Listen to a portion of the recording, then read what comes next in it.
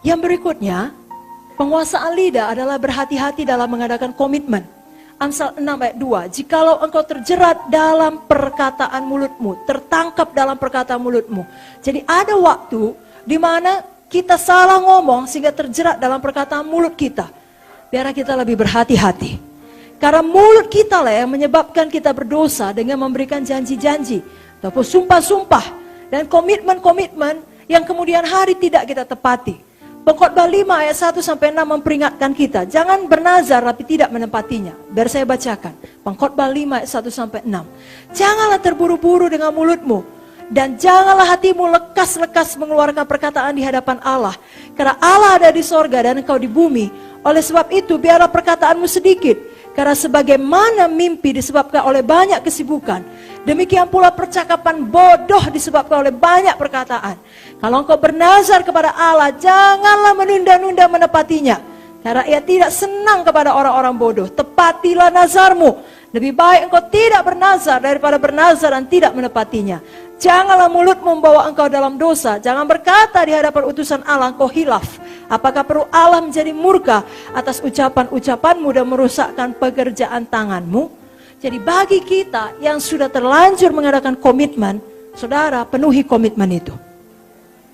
Karena Mazmur 15 ayat 4 berkata, siapakah orang yang bisa diam di gunung Tuhan yang kudus? Yakni mereka yang berpegang pada sumpah walaupun rugi. Amin, saudara. Penguasaan lidah berikutnya, ilustrasi-ilustrasi yang bersih. Kita tidak boleh memakai ilustrasi yang kotor, karena apa yang kita katakan akan tergambar dalam pikiran seseorang. Jadi selalu hindari kesaksian tentang dosa masa lalu, atau mengemukakan pribadi seseorang. Karena yang dilihat orang adalah kecemaran dosa. Efesus 5 ayat 12 tadi sudah saya sebutkan. Sebab menyebutkan saja pun apa yang dibuat mereka di tempat tersembunyi telah memalukan. Perkataan kita adalah benih, kelak menghasilkan buah. Amsal 12 ayat 14 dikatakan, setiap orang dikenyangkan dengan kebaikan oleh karena buah perkataannya. Hidup kita. Amin. Penguasa lidah yang berikutnya, tidak mendatangkan perpecahan. Mari kita buka sama-sama. Buka buku Amsal 6 ayat 16 sampai 19. Amsal 6 ayat 16 sampai 19. Mari kita baca bersama-sama. 1, 2, 3 ya.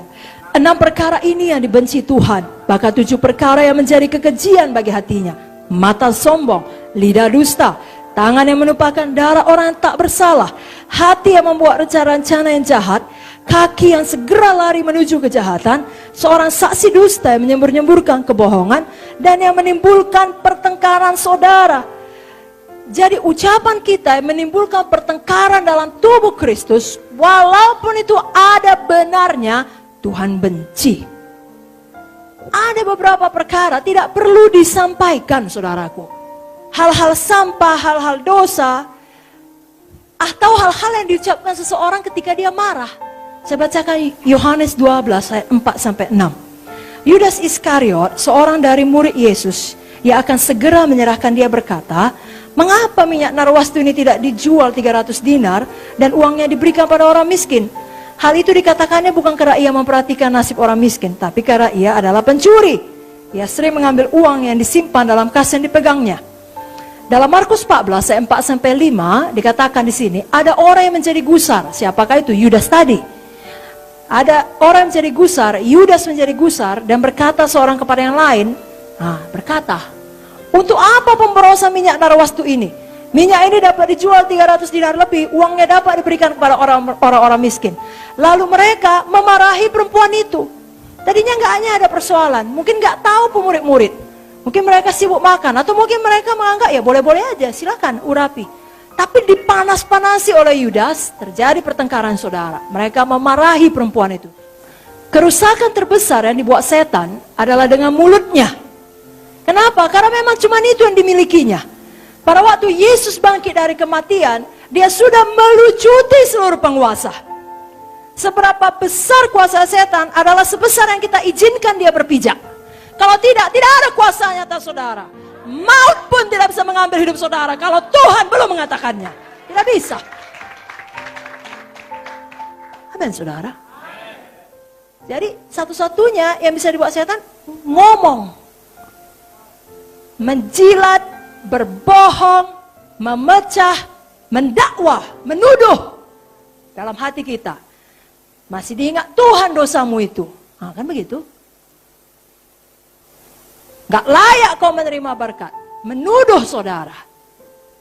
Jangan dengar saudaraku. Dan jangan jadi seperti dia. Wahyu 12 ayat 10. Aku mendengar suara nyaring di sorga berkata, sekarang telah tiba keselamatan dan kuasa dan pemerintahan Allah kita. Kuasanya yang diurapinya. Karena telah dilemparkannya pendakwa. Yang mendakwa mereka siang malam. Itu cuma kerja setan. Mendakwa, menghakimi, mengkritik. Kebanyakan dosa memang dilakukan dengan lidah kita.